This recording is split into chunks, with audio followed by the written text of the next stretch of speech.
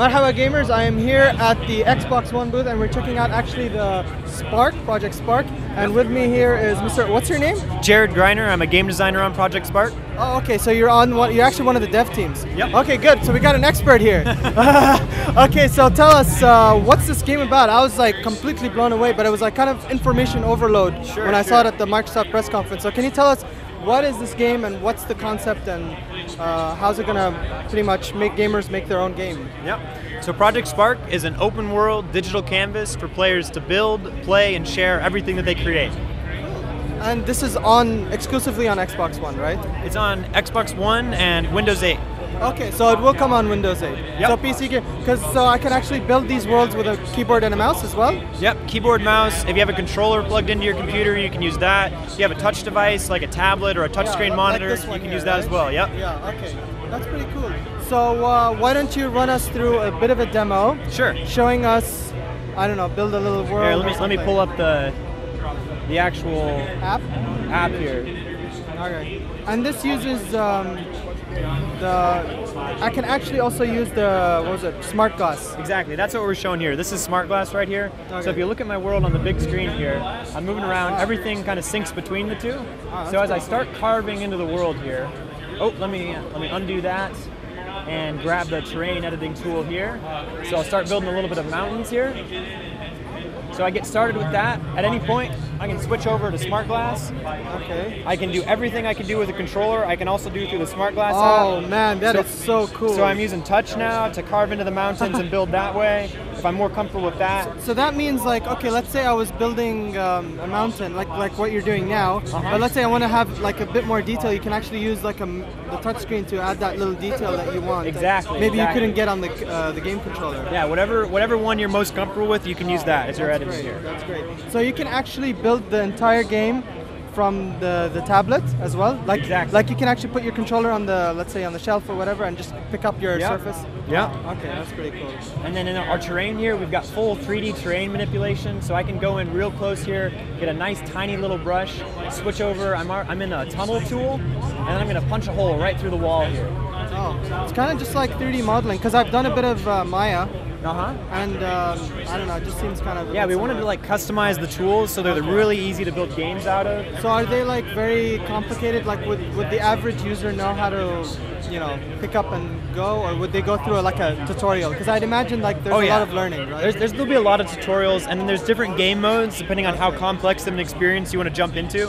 Like if you're a real passionate gamer and you know exactly what you want to make, we want to give you the entire flexibility to build exactly what you want. So the tools have lots of little details you can get into, but if you're a little intimidated by that, you're not quite sure what you want to make, we have another mode called Crossroads, which I can show you at the end of this demo, that has like kind of more high-level choices. Like I just want to play in the desert, and I want it to be like mountains. And then it'll just auto-generate the whole world for you from there. And I also noticed during the press conference they used the Connect. Like I think they said spring, weather, and stuff. Could you also So for the Crossroads mode, we'll have voice commands for Connect, so you can just tell the Xbox what kind of game you want to play.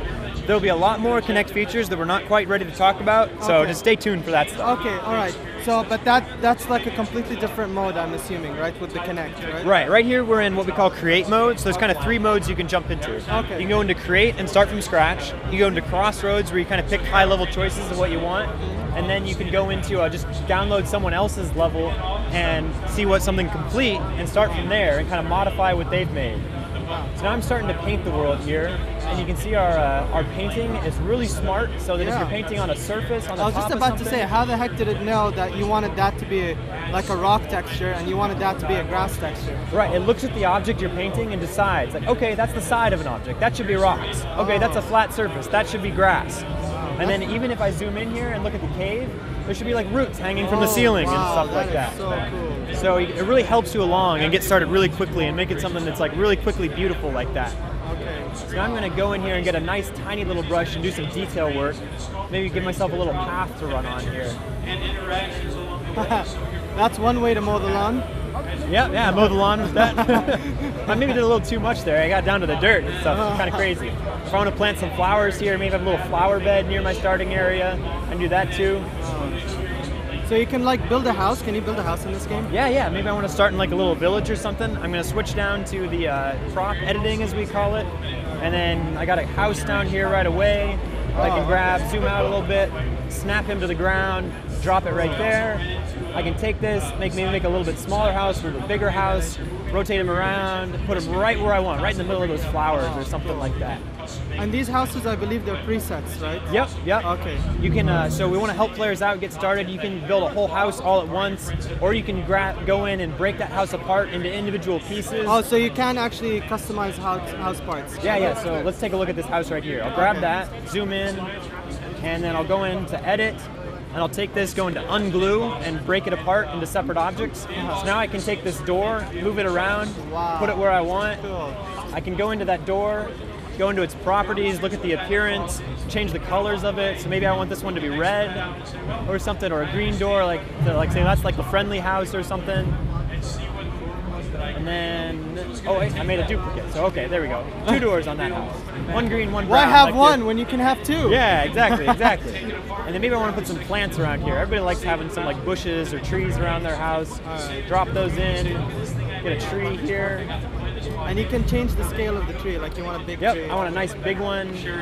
I'll jump over to the scale tool, put that out here. Nice. Or then it would actually probably take a while to fill in a whole level with trees like this. So we have another tool I'm going to move up to here called our biome tool, which will allow me to kind of paint in a bunch of stuff all at once. So I'm painting the ground, I'm adding in trees, I'm adding in birds and squirrels and wildlife all at the same time here, all with one tool. So I can kind of fill in the space super quick. So it's basically the quick and dirty tool. Yeah, fill in that empty space in the background. And then I can go in and customize it after I add in all these objects. So maybe I want some really big trees in the background. Let me get a nice big brush size and then fill in that space. Oh, you got there. a forest going on. So, okay, this plane right now, the surface you're on, that's like your level, that's the limit, or could you expand that as For well? the E3 floor here, we're showing a kind of subset of what'll be possible. So right now, like you're saying, there's a little bit of a limited opportunity in space here. Yeah. In the released game, the worlds you're able to build are going to be much, much bigger than this. Much bigger. Okay. And can you connect worlds together? Like, let's say I built this world. Okay, now I finished my village. I want to go back and make it a bridge to a forest level, let's say. Could you do that in this game? You can link your levels together so that when you complete one, it loads in the next one, or even like you make certain choices in one level and then it could load in one of 2 other levels, so you can have like a campaign that's like branching and goes to tons of different other options from there. Okay, and how much, okay, let's say you just finished this level, you want to upload it. Does it have like its own built-in service, or does it, like, how's that going to work out? Yep, there's going to be a community within the game on the main menu. Go to community, you can search through that, find other levels that other players have made, upload your own levels there. They get rated by the community, you'll see what's trending, what's popular, what people are playing. Every level can have a leaderboard, so if you want to make like a competitive game to see what kind of high scores people can get in the thing you create, your friend makes something super awesome, and then all your friends like compete who can get the highest score on it. All kinds of stuff like that will be possible. Okay. And would the Windows 8 users be able to share with the Xbox One users as well? The community will transfer across Windows 8 and Xbox. So maybe all your friends are playing on Xbox, but you've got a PC at home. You can load up the game on there and play all the levels that they're creating. All right. And it's I know it's probably too early to tell, but would there be any difference between the Xbox One and the Windows 8 version, or are they going just other than the control features? I mean, most of it will come in the controls. We want to have pretty much the exact same features across each. Like Kinect is going to be unique to Xbox. Windows 8 has mouse and keyboards. That'll be unique to that. Different things there. But as far as like the content in each game, that'll be identical. Right. Okay, that's cool. I'm adding in a few birds there so I can get some wildlife here. And then can you add a bird on a tree as well? Or? Yeah, I can drop it on a tree. I want to get some goblins in here too, so I have some enemies maybe coming to attack my village. Okay. And you can set up AI behaviors as well? Yeah. Like, can you make those birds go all out and attack you? Yeah, I could switch them out to attack the player. It might take me a little bit to write that, but we'll take a look at that in a second. I was trying to see if I could put this bird on the house or something. Zoom in real close on it. There. So maybe this bird is chilling on this branch here. There he is. Just hanging out up there or something. Cool. So now I've got all those birds and goblins that come in with some default AI behaviors. Everything that you would expect to have like a brain on it already comes in with some behavior. So in this world that we just built this in about like 5 minutes, you can just jump into this and play what you make in like 2 or 3 minutes with the game and see how it plays. Jump back to edit, change it up a little bit, make it into exactly what you want, jumping back and forth, playing, see how it feels, go back to edit, and so forth there. All right, so let me show you a little bit about the customizing behavior stuff there. So for example, let's take a look at our player here. So if we jump in here, let's looking at the player's brain. So in our brain Oh, editor okay. here, everything that the player does is in the brain. So if you want to delete it out and have the player do nothing, you can do that. You want to swap his brain out entirely for a different style of brain, you can do that. So like an example here, every line of the brain has a when and a do side. When the condition is met, it does the thing on the do side. Kind of like Visual Basic a bit. I'm not, or JavaScript. I mean, it's a visual programming language, so it's in a way it would teach you the basic logic of how programming works, but in a much more visual, easy to read way. Yeah. So like in this line here, when you use the left stick, move. When you press A, jump. When you press X, attack. So real simple stuff. And I like the icons you throw in because that actually does that actually makes a difference. So I want to show you how if I just switch out this camera, I want to switch from like a follow camera over to a first person one, I can totally change the way my game feels just with that one little tile change there. So jumping back into play here, now I have a completely different perspective on the world. Wow. So I can customize this game to play exactly as I want, exactly how I see it in my head, I can make it play like that here. Well, now I don't have any gun to shoot these guys with because I just changed the camera. So if I want to get like a full-on like first-person shooter experience here, I could go in and change the player's brain line by line to get that. It might take a little while, so to speed things up on the floor here, I'm going to swap his entire brain out at once. So I'll go into the brain gallery. So they're preset brains? Yep, a bunch of preset brains. You can share brains with your friends as well. So not just a whole level, you can share out, maybe you build like a custom house with like purple roofs and green doors, and then you can share that. You build a brain for like a first-person game or like a specific like dragon flying game or something like that. That's actually pretty cool because like let's say you have a friend who just wants to focus on the brains. You can, hey, you focus on level design. Before an era, there's actually a game development team going on here. Yeah. And what happens with our worlds here is we're tracking the history of who's editing the level. So like if maybe I just build a beautiful landscape, and then my friend comes in and he adds like a bunch of houses and buildings, and then my other friend comes in and puts a bunch of enemies with a bunch of cool brains on it. When you share that out, it'll say like co-created by all these guys who all worked on it. So now I've got a little reticle here so I can aim at these goblins and some basic shooting abilities. Just by swapping out to a first-person shooter brain there. Okay, I know I'm getting a bit technical here, but let's say if I'm a 3D modeler, I made a 3D model. Could I like put it in the Windows 8 version or something, export it, import it, or that's way too technical? So I can't announce anything specific on that topic today. All I can say for sure right now is you can like glue objects together. So the preset objects that come with the game, you can customize those and glue them together and share them out as like one big assembly of different objects like that. And what about the theme? Because I know it's going for like a fantasy, medieval, fairy tale kind of theme. Would there be other themes? Because let's say I like cyberpunk. Right. So would I be able to switch to like mechanical buildings, robots? Would I be able to do that? So I mean, in theory, you can build anything you want with the pieces that come with this game. So if I just like take these objects and like recolor them, like you saw that mech in our demo, that was like the thing that could shoot guns and stuff. That was actually built out of these house pieces.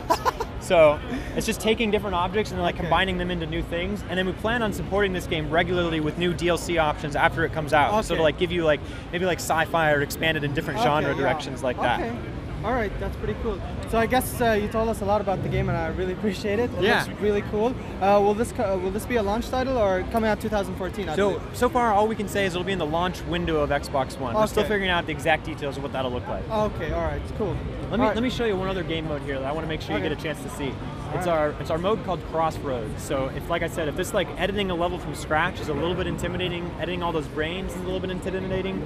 If I just go to Crossroads here. I would let you play, but I guess you're holding the mic, so I'll just go ahead and play this. This is just making those big, high-level choices. So especially for like kids or somebody who's like just getting started with creating their own stuff, they can jump into this mode and choose like, I want to play in the rivers, or I want to play in the mountains. This was actually the demo we kind of saw on the show floor on the E3 conference. I mean. Yep. So then I can pick, I want to be in the forest or the desert, generate a world like that.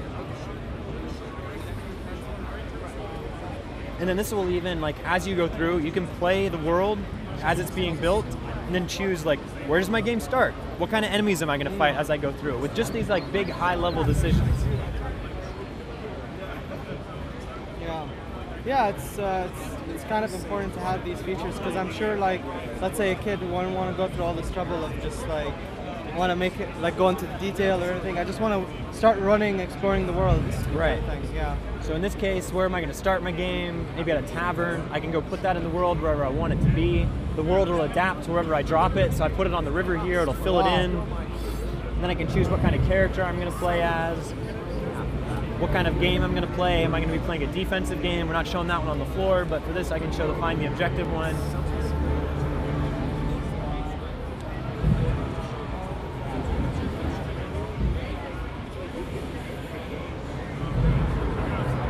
And then now I'm playing. So just like that, with a few choices to start, I've got a little game I can start playing, go talk to this character.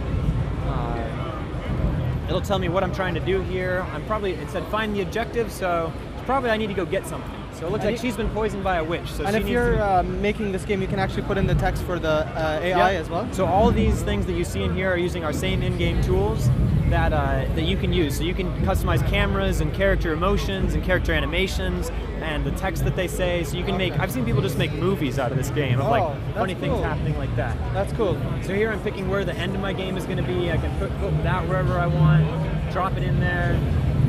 And now I'm going to paint the path through the world back to the beginning. And you notice as I go across the rivers here, it'll even like build bridges for me and stuff like that. And drop in side quests and other NPCs that are also on a journey trying to find different objectives like that. So that's kind of an overview of like how you build a game and just the broad strokes like this for people to get started. Okay. So what are the questions you have for me about Well, Project I think you pretty much answered all of them along the way. So great. Really appreciate it. You've been a big help. So it's a pleasure meeting you. Yeah, thanks. I'm glad you guys are excited for the project. We're really excited, and can't wait for everyone else to start making levels and go all out. I can already see the future of YouTube and people just sharing these like crazy level designs they made. Exactly. So, that's what we're hoping for. Yeah, let's hope for the best. Okay, cool, man. Thanks a lot. Take care. See ya. See ya.